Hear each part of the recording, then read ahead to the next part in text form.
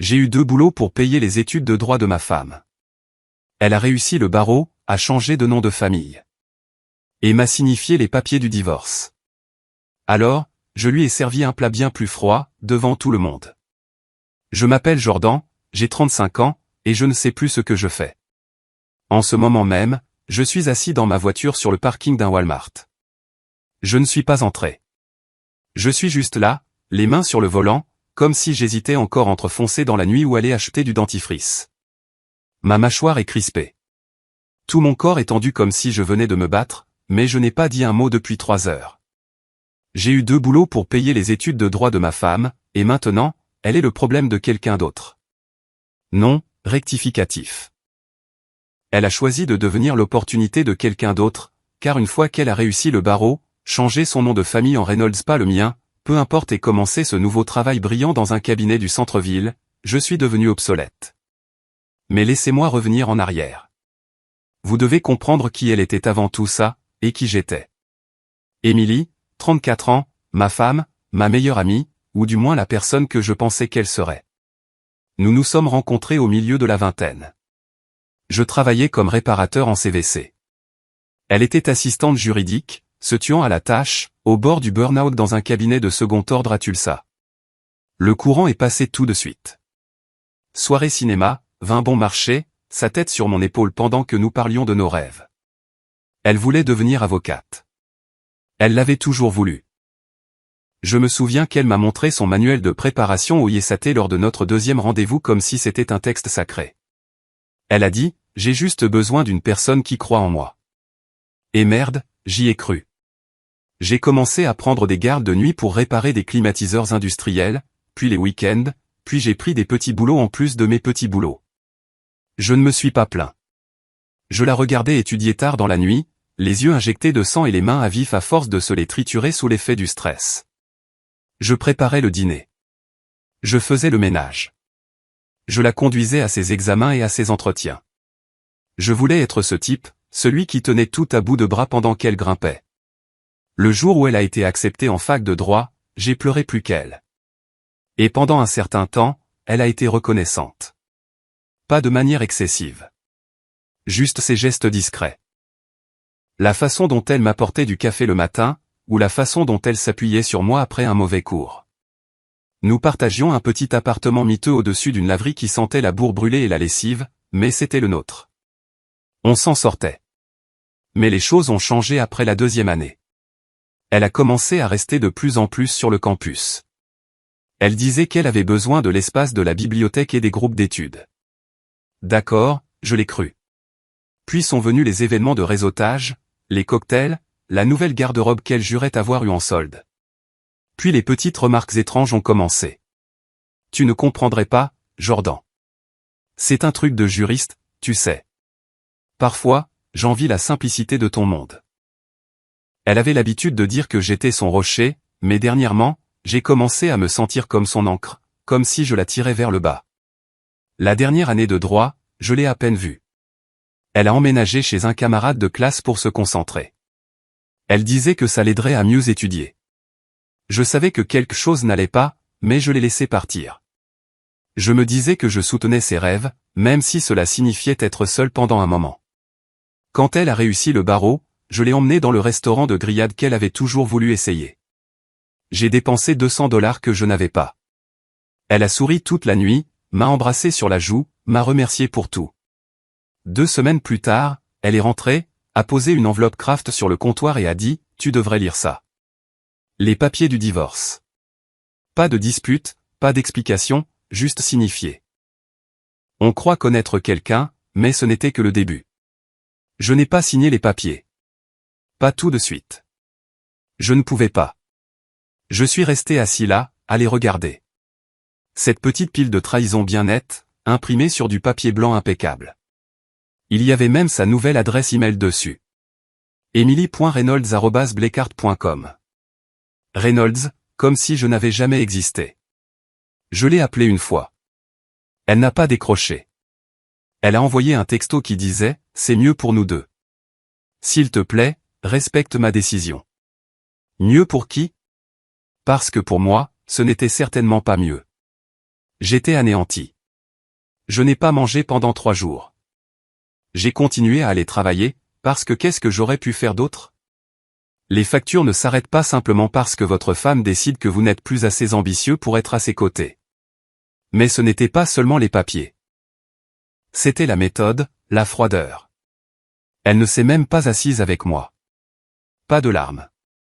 Pas de « je suis désolé, c'est difficile ».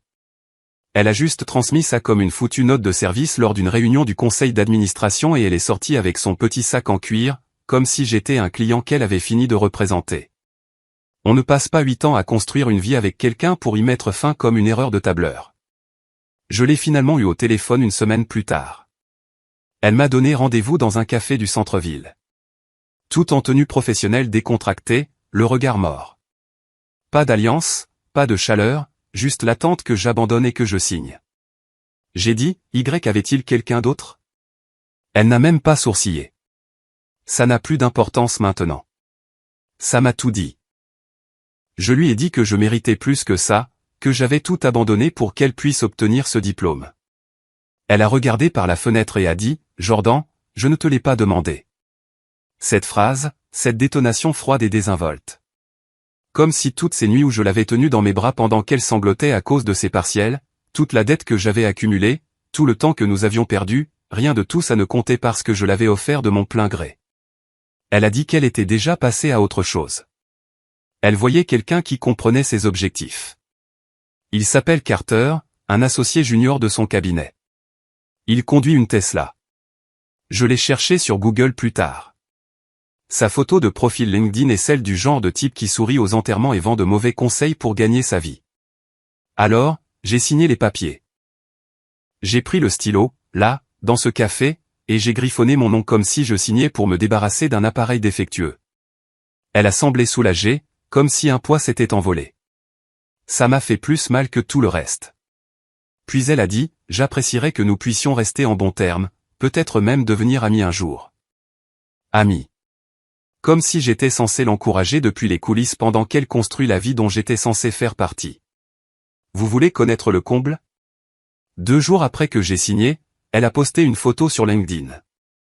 Une de ces photos de « femme forte et indépendante » avec elle et Carter à un événement du cabinet.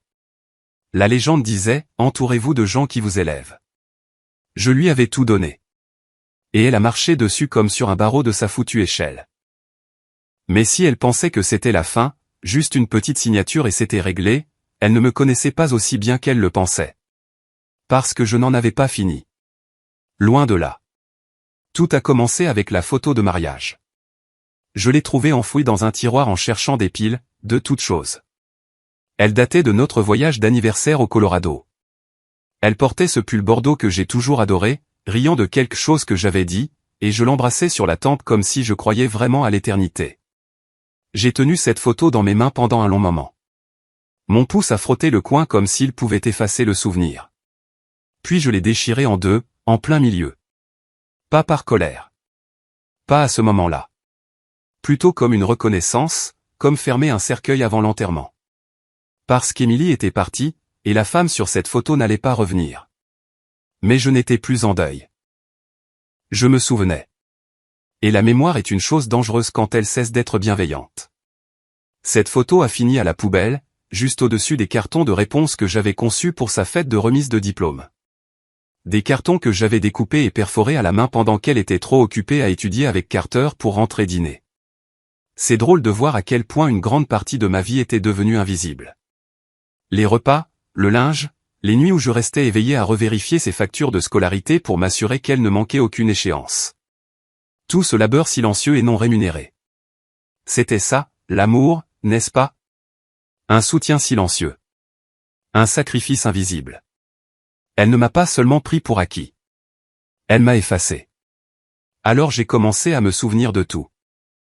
Je me suis souvenu de la fois où elle a dit à ses amis que je ne faisais que de la CVC pendant qu'elle poursuivait de vrais objectifs. La nuit où elle n'est pas rentrée avant 2 heures du matin et a dit que le groupe d'études avait perdu la notion du temps. La froideur dans sa voix la première fois que je lui ai demandé si elle m'aimait encore et qu'elle a répondu « Bien sûr que je tiens à toi ». Pas « Je t'aime ». Juste « Je tiens », comme si j'étais un chien qu'elle avait oublié de nourrir. Mais voilà le truc. Je sais construire. Je répare des choses. Je connais la pression, la température, les seuils. Ce qui se passe quand un système est sous tension trop longtemps sans relâchement. Je sais aussi comment casser les choses, tout aussi proprement. Alors, je n'ai pas crié. Je n'ai pas supplié. Je n'ai pas rayé sa voiture ni posté de messages critiques sur Facebook. J'ai attendu. J'ai attendu mon heure, comme un homme qui se prépare tranquillement pour l'hiver. Et puis l'invitation est arrivée. Remise en main propre, un carton glacé avec des lettres dorées en relief. Blakeart et Reynolds présentent nos étoiles montantes. Une soirée de célébration. Emily était l'une des étoiles montantes. Oratrice principale. Carter lui remettrait sa récompense. Tout était là, dans l'enveloppe, le lieu, l'heure, la liste des invités. Elle m'en a envoyé une. Pas par gentillesse. Par arrogance. Par cette même fierté suffisante qui lui a fait croire que je disparaîtrais tranquillement et que je l'applaudirais depuis l'ombre. Non. C'est à ce moment-là que j'ai commencé à planifier la chose la plus froide que j'ai jamais faite de ma vie. Et tout se déroulerait devant tout le monde. Car si elle voulait une fin publique, elle allait la voir.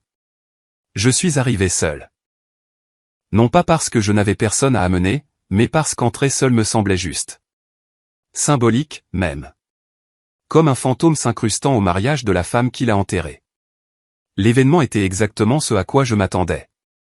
Prétentieux, froid, avec un traiteur dont le personnel ne pouvait probablement pas prononcer la moitié des plats qu'il servait. Des serveurs avec des gants, un quatuor à cordes dans un coin, tout le monde riant trop fort à des choses qui n'étaient pas drôles. Le genre de foule qui parle de pleine conscience tout en exploitant ses stagiaires. Je portais mon plus beau costume.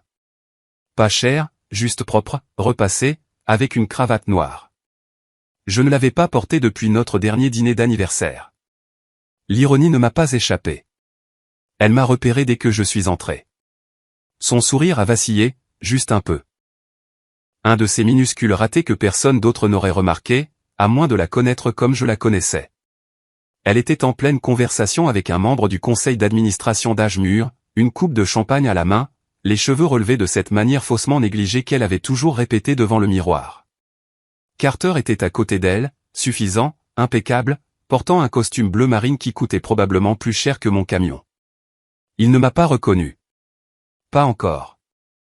J'ai erré, j'ai pris mon temps, j'ai salué quelques personnes, j'ai laissé le vin respirer. Le programme de la soirée indiquait qu'elle devait parler à 19h45. Surmonter l'adversité sur le chemin de la justice. C'était le titre. J'ai failli éclater de rire. J'ai dû avaler une gorgée de vin rouge juste pour garder un visage neutre. Et c'est là que je l'ai vu. Le diaporama. Ils avaient une vidéo qui tournait en boucle sur le projecteur. Un montage des étoiles montantes et de leur parcours vers la grandeur. Photos de bébés, toques de diplômés, clichés posés devant un tribunal. Le segment d'Emily était tout en piano doux et filtre sépia. La voilà, tenant une tasse de café sur le campus, riant avec des camarades de classe, assise devant la bibliothèque de droit. Aucune trace de moi. Aucune trace de la table de cuisine déglinguée sur laquelle nous étudions ensemble. Aucune trace de l'appartement au-dessus de la laverie.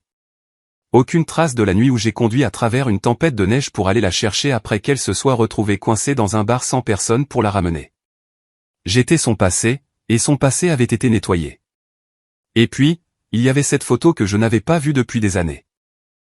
Notre vieille photo de mariage, recadrée, juste elle, mon bras encore visible, la main sur sa taille, mon visage découpé. Comme si j'avais été effacé de sa vie, pixel par pixel. C'est là que j'ai su que je n'étais pas fou. Elle ne faisait pas que passer à autre chose. Elle réécrivait l'histoire. Ils ont appelé son nom. Applaudissements, sourires. Elle est montée sur scène, tout en grâce et en assurance, et a pris le micro comme si elle était à sa place. Elle a commencé à parler de lutte, de sacrifice, de croissance, tous les points habituels. Elle a dit, il y a eu des moments où je ne pensais pas y arriver. Je me sentais petite, invisible. Mais j'ai appris à m'entourer de gens qui voyaient ma valeur. Et c'est là que je me suis mis en mouvement. J'ai marché vers l'avant, dépassant la foule, en direction de l'estrade. Pas vite, juste d'un pas régulier, calme. quelques têtes se sont tournées, quelques chuchotements. Émilie a levé les yeux et sa voix s'est brisée en pleine phrase. J'ai sorti quelque chose de la poche de mon manteau. Pas une arme, rien d'illégal. Juste un dossier. Et puis j'ai parlé dans le micro, face à la foule, alors que tous les yeux se tournaient vers moi. Désolé de vous interrompre. Je voulais juste rendre quelque chose qu'elle a oublié en montant. J'ai brandi le dossier, je l'ai ouvert. À l'intérieur, des photocopies. Tous les reçus. Chaque paiement de frais de scolarité à mon nom. Chaque chèque de loyer, chaque bail signé, la foutue liste de courses des soirs où elle n'est pas rentrée. Et agrafé en première page, nos vœux de mariage. Ce qu'elle avait écrit. Tout le monde est resté silencieux. J'ai posé le dossier sur le pupitre, j'ai hoché la tête une fois, et je suis sorti. Sans me retourner. Pas encore. Mais oh, j'allais bientôt le faire, car ce n'était que le début. Vous n'allez pas croire ce qui s'est passé ensuite. Mise à jour un bon, Reddit. Merde, je ne m'attendais pas à ce que ça prenne une telle ampleur. J'ai lu absolument tous les commentaires. Oui, même les plus dingues. Vous êtes sans pitié, hilarant, et honnêtement, bien trop investi dans ma vie, mais j'apprécie. Vraiment. Petit récapitulatif pour ceux qui viennent d'arriver. Moi, Jordan, 35 ans, j'ai eu 2 boulots pour soutenir ma femme Émilie pendant ses études de droit. Elle a réussi le barreau, a changé de nom et m'a signifié les papiers du divorce. Froidement, de manière détachée, comme si j'étais une face dont elle s'était lassée. Alors, je me suis pointé à l'événement des étoiles montantes de son cabinet et j'ai remis un dossier, la preuve de chaque sacrifice qu'elle avait enterré pour réécrire son histoire d'origine, je me suis fait tout seul. Et je suis parti. Mais apparemment, ça n'a pas suffi, car 3 jours plus tard, elle s'est présentée chez moi. Oui. En personne. Sans prévenir, sans appeler. Juste sa petite Lexus dans l'allée, comme si nous étions encore mariés et qu'elle avait oublié son sac à main. J'ai ouvert la porte et j'ai dit platement, « Tu as déjà perdu les feux des projecteurs ?» Elle n'a ni ri, ni souri. Elle avait l'air dévastée. Cheveux en bataille, yeux cernés de rouge, maquillage qui avait coulé comme si elle avait pleuré sur un parking. « C'était quoi, ça, Jordan ?» a-t-elle dit. Je lui ai répondu que c'était la vérité. Elle s'est emportée. Tu m'as humilié. Tu as détourné mon moment de gloire. Tu m'as fait passer pour la personne que tu es vraiment, ai-je dit. Elle s'est figée. Pour une fois, elle n'avait rien de scripté à dire. Et puis, comme une horloge, le masque s'est fissuré. D'abord, les fausses larmes de victime, puis les tentatives de culpabilisation. J'ai travaillé si dur. Tu ne sais pas ce que c'était, cette pression. Tout le monde attendait de moi que je sois parfaite. J'ai dit, si, je le sais. Parce que c'est moi qui tenais tout à bout de bras pendant que tu n'avais qu'à te concentrer. C'est laquelle a craqué. Tu as toujours été si petit, Jordan. Tu ne t'es jamais dépassé. Tu te contentais de la médiocrité. C'est pour ça que je t'ai dépassé. Et voilà, la vraie elle. Pas en pleurs, pas en train de s'excuser. Juste du dédain. Alors j'ai souri et j'ai dit, contente que tu le dises enfin à voix haute. Ça rend ce qui va suivre beaucoup plus facile. Ça a attiré son attention. Qu'est-ce que ça veut dire, a-t-elle demandé, la voix soudainement tranchante. Je n'ai pas répondu. Parce que, Reddit, elle n'a aucune idée de ce que je prépare. Il s'avère que toute la persona d'Émilie, son image, toute sa marque dans ce cabinet, est construite sur un mensonge qu'elle n'aurait jamais cru voir refaire surface. Mais je l'ai trouvé. Et si elle pensait qu'un dossier lors d'une soirée était froid, attendez de voir ce que j'ai pour la suite. La vengeance n'est pas bruyante. Parfois, elle est silencieuse, chirurgicale, précise. Et elle frappe quand il pense que tout est passé. Accrochez-vous. Elle a plagié. Voilà le secret. L'article qu'il a fait remarquer pendant sa dernière année de droit, celui qui lui a valu son stage, les lettres de recommandation, l'offre d'emploi anticipée de Blake Hart et Reynolds. Ce n'était pas le sien. Enfin, pas entièrement. Parce que la version originale, c'est moi qui l'ai écrite. Oui. Moi, le type de la CVC sans diplôme. Le simplet qui ne s'est jamais dépassé. À l'époque, Elle avait un cours de rédaction juridique qui lui donnait du fil à retordre. Elle est rentrée en larmes 2 soirs avant la date limite, faisant les 100 pas dans notre appartement boîte à chaussures, pestant qu'elle ne pouvait pas se permettre d'échouer, que cet article ferait la différence entre intégrer la revue de droit ou être laissé de côté. Je me souviens l'avoir entendu dire, c'est trop. Je n'y arriverai pas maintenant. Alors, je suis resté éveillé avec elle, j'ai cherché des citations sur Google, j'ai lu des mémoires juridiques, je l'ai aidé à élaborer une structure. Je n'ai pas tout écrit, mais j'ai guidé le processus.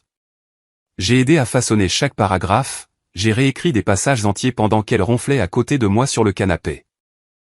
J'ai même trouvé le titre de ce foutu article, Précédent et pouvoir, comment les préjugés persistent dans le langage judiciaire. Elle a eu un A+.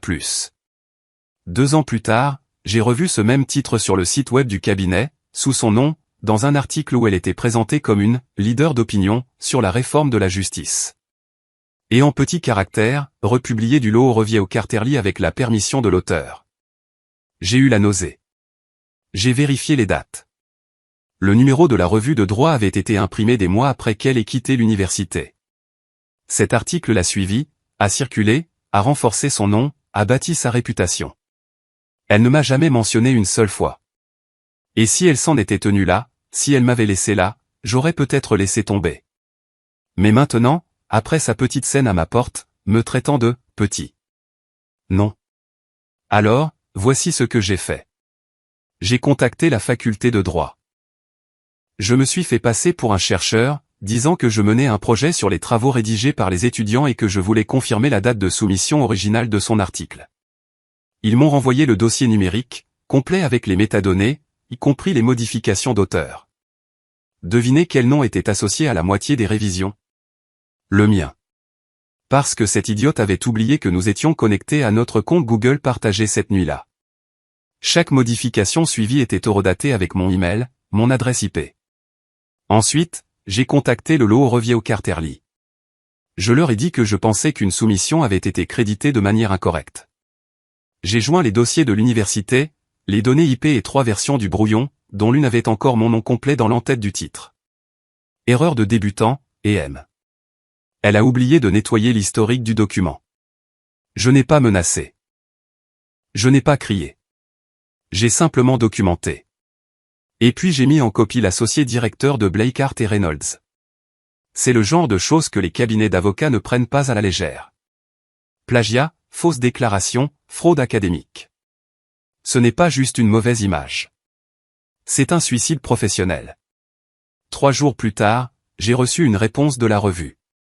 Ils ont lancé une enquête interne. Pas encore de menace légale. Mais l'associé, il a répondu aussi. Juste 6 mots. Merci d'avoir porté cela à notre attention. Maintenant, j'attends. Parce que ce qui vient ensuite, ce n'est pas seulement à moi de le donner. C'est à elle de le perdre. Elle est suspendue. Pas officiellement, pas encore. Mais j'ai des yeux à l'intérieur maintenant. Quelqu'un du cabinet, quelqu'un qui se souvenait de mon visage lors de l'événement, m'a contacté en message privé. On l'appellera Drew. Un associé junior. Il a dit qu'il avait travaillé avec Emily sur quelques affaires pro bono et qu'il avait toujours eu un sentiment étrange à son sujet. Quand mon email a atterri dans la boîte de réception de l'associé, apparemment tout le cabinet est devenu silencieux pendant une journée. Téléphone débranché, réunion à huis clos. Puis Emily a cessé de venir. Drew a dit que les RH l'ont convoqué pour un « examen de conformité », ce qui, en langage d'entreprise, signifie « on va décider si tu mérites d'être viré ». Elle n'a pas été au tribunal. Elle n'a pas enregistré d'heures facturables. Son nom a disparu de 2 panels à venir où elle devait prendre la parole. Ils essaient de gérer ça discrètement, mais les fissures apparaissent. Car vendredi soir, j'ai reçu un texto d'un numéro masqué. Juste une ligne, tu penses que ça te rend meilleur que moi. Pas besoin de nom. Pas besoin de numéro. Je savais que c'était elle. Le même ton, le même venin, la même incapacité à assumer la moindre once de responsabilité. Alors, j'ai envoyé une photo en réponse. C'était ses vœux de mariage, l'original, celui que j'avais gardé. Écrit à la main, plein de phrases sur le fait que nous étions une équipe, qu'elle n'oublierait jamais d'où nous venions, et que le succès ne signifiait rien sans quelqu'un avec qui le partager. Je n'ai pas dit un mot. Juste la photo. Pas de réponse après ça. Mais voilà le rebondissement, Reddit. Elle a essayé de retourner la situation hier. Son ancienne colocataire de la fac de droit, Jess, m'a appelé de nulle part. Je ne lui avais pas parlé depuis des années, mais on s'était toujours bien entendu. Jess a dit, « Hey, je ne sais pas ce qui se passe, mais Emily a posté quelque chose de bizarre. » J'ai vérifié, et c'était là. Une story Instagram vague, fond noir et texte blanc. Parfois, les gens qui vous élèvent sont ceux qui meurent d'envie de vous voir tomber. La trahison ne vient jamais des ennemis. Suivi d'une photo de son ancienne carte d'étudiante. Légende, personne ne m'a rien donné sur un plateau. Sauf moi, et M. Je t'ai tout donné sur un plateau, et maintenant je le reprends. Mais le vrai coup de théâtre, c'est que la vengeance ne consistait pas seulement à la faire tomber. C'était de lui rappeler qu'il avait rattrapé quand personne d'autre ne le ferait.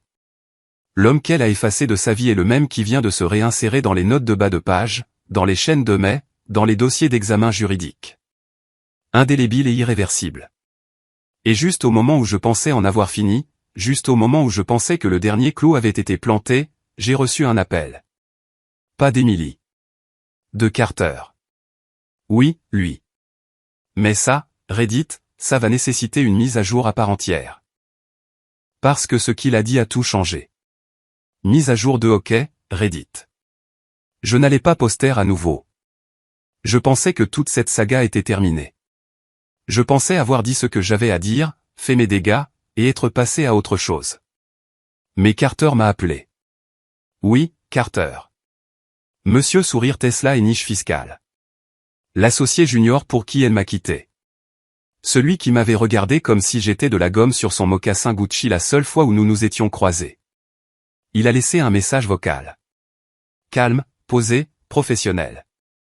Jordan. Hey. Je sais que c'est inattendu, mais je pense que nous devrions parler. Il y a quelque chose que tu dois savoir sur Emily. Je l'ai ignoré. 2 jours plus tard, il a rappelé. Cette fois, j'ai décroché. L'homme tremblait.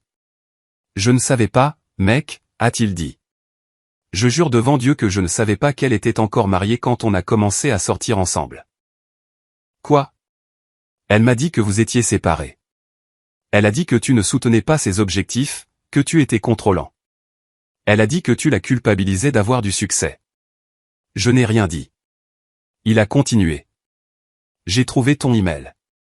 Celui avec la documentation, les reçus, le dossier, tout. Elle a dit au cabinet que tu mentais, que tu n'étais qu'un ex jaloux essayant de saboter sa carrière.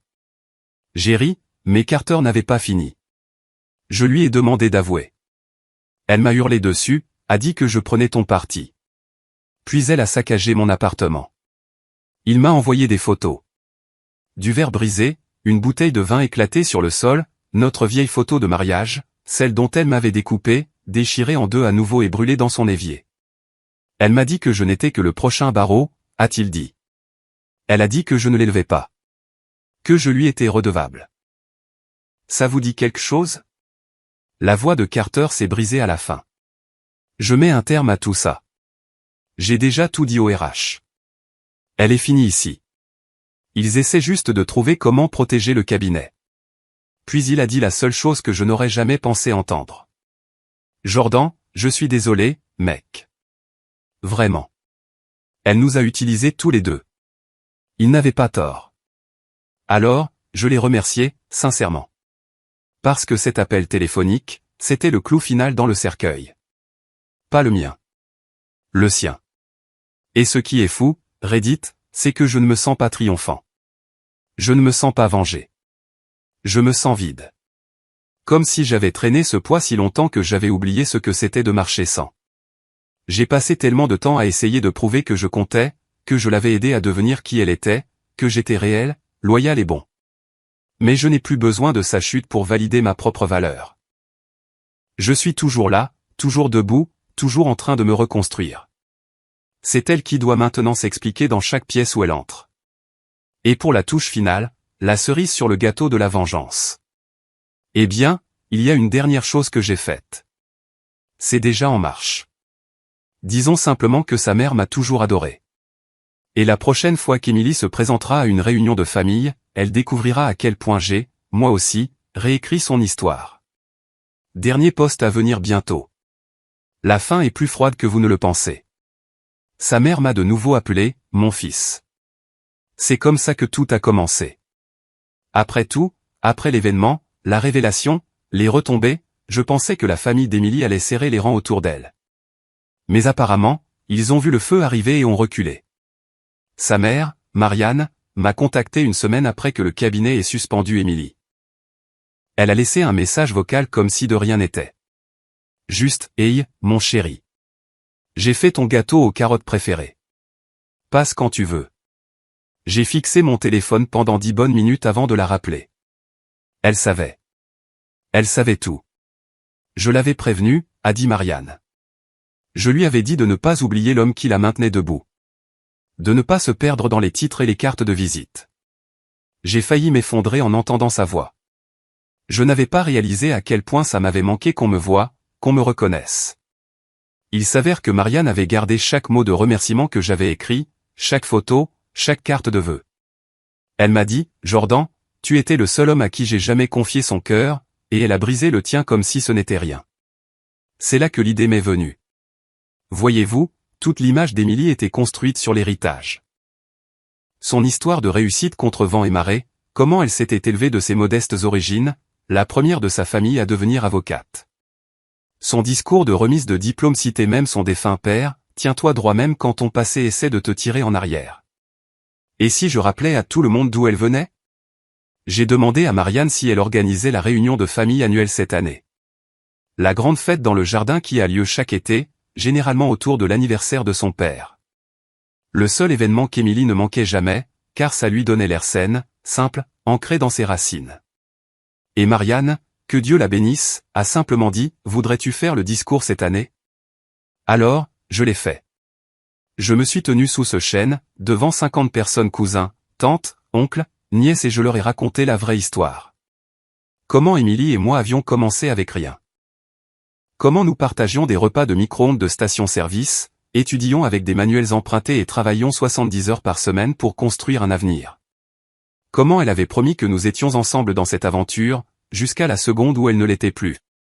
Je n'ai pas cité de nom. Mais je n'en avais pas besoin. Car quand Émilie est arrivée en retard, lunettes de soleil sur le nez comme si elle foulait un tapis rouge, elle m'a trouvé déjà au micro. Et le dossier. Je l'ai brandi à nouveau. Parfois, ai-je dit, les gens oublient qui a aidé à construire la scène sur laquelle ils se tiennent. Et puis j'ai tendu le dossier, non pas à elle, mais à Marianne. La famille devrait se souvenir. Marianne m'a serré dans ses bras, m'a embrassé sur la joue, a regardé Émilie droit dans les yeux et a dit, tu devrais t'asseoir maintenant. Émilie ne l'a pas fait. Elle a tourné les talons, et partie en trombe. Pas d'adieu, pas d'explication. Juste le silence. Le seul son qu'elle n'a jamais appris à respecter. Et moi, je suis resté. J'ai mangé mon gâteau aux carottes, j'ai joué à la balle avec son neveu, j'ai pris des photos avec des parents que je n'avais pas vus depuis des années. Parce qu'ils savaient. Elle a perdu son nom. J'ai repris ma place. Et elle ne remontera jamais sur cette scène. C'est calme maintenant. Pas le calme vide et douloureux d'avant. Pas le silence d'un appartement vide après que quelqu'un soit parti. C'est différent. C'est la paix. Celle qui vient après qu'une tempête a ravagé votre vie. Et tout ce qui reste, c'est vous, debout dans les décombres, respirant. Toujours en vie. Toujours vous. Cela fait 1 mois depuis la réunion. Depuis que je me suis tenu sous ce chêne et que j'ai brûlé le dernier pont qu'Émilie pensait pouvoir traverser pour réécrire son histoire. 1 mois depuis que Marianne, sa propre mère, l'a regardé dans les yeux et m'a choisi. Pas parce que je le lui ai demandé. Parce que je le méritais. Émilie n'a plus essayé de me contacter. Pas de texto, pas d'appel. Juste une story Instagram occasionnelle, baignée d'une tristesse de façade. L'une était une photo en noir et blanc d'un coucher de soleil avec la légende, parfois, la leçon et la perte. Elle ne comprend toujours pas. Il ne s'agissait pas d'une rupture. Il ne s'agissait même pas de vengeance. Il s'agissait de reconnaissance. J'ai passé 8 ans à construire une vie avec quelqu'un qui me traitait comme un échafaudage. Quelque chose pour la soutenir jusqu'à ce que la vraie structure soit terminée. Elle pensait pouvoir grimper plus haut si elle me marchait dessus assez fort. Alors, je suis devenu la seule chose à laquelle elle ne s'attendait pas. La preuve. La preuve qu'elle ne s'est pas élevée toute seule. La preuve que derrière chaque succès auto-construit, il y a souvent quelqu'un qui saigne en silence en arrière-plan, qui colmate les brèches, qui veille tard, qui fait des heures supplémentaires. Je n'ai jamais été le méchant de son histoire. J'étais le fantôme qu'elle a essayé d'effacer. Et maintenant, tout le monde le sait. Son cabinet le sait. Sa famille le sait. Elle le sait. Les récompenses se sont arrêtées. Les invitations à des conférences se sont taries. Son LinkedIn est devenu silencieux. Et j'ai appris par Drewy, il me tient toujours au courant qu'on lui a demandé de prendre un congé prolongé pour réévaluer sa conduite professionnelle. Traduction, elle est radioactive. Quant à moi, j'ai eu une promotion. Mon patron a tout appris après que Marianne ait posté une photo de la réunion avec la légende, fier de l'homme que tu es. Tu n'as jamais eu besoin d'une scène pour te tenir droit. La photo est devenue un peu virale. Quelqu'un d'une école professionnelle l'a vue, m'a demandé de venir parler à sa classe de la résilience et du travail qualifié. Alors la semaine dernière, je me suis tenu dans une salle pleine de jeunes de 20 ans qui apprennent la CVC, la plomberie et la soudure. Du vrai travail. Un travail qui n'est pas toujours applaudi. Et je leur ai dit ceci, ne laissez personne vous faire honte de construire des choses avec vos mains. Le monde a besoin de nous. Et parfois, ceux qui vous regardent de haut se tiennent sur des planchers que vous avez posés. Quand j'ai fini, un des jeunes tatouages sur les 2 bras, main calleuse m'a demandé si j'avais déjà regretté d'avoir aidé quelqu'un qui ne l'appréciait pas. J'ai réfléchi une minute. Non, ai-je dit. Parce qu'aider quelqu'un dit quelque chose sur vous. La façon dont il vous le rend dit tout d'eux. Alors, Reddit, je ne suis pas amer. Je ne suis pas brisé. Je suis libre. Et quelque part, Emily essaie encore de comprendre comment son histoire parfaite s'est effondrée. Peut-être qu'un jour, elle réalisera que je ne l'ai pas ruinée. Elle a écrit la fin elle-même. Je me suis juste assuré que tout le monde la lise.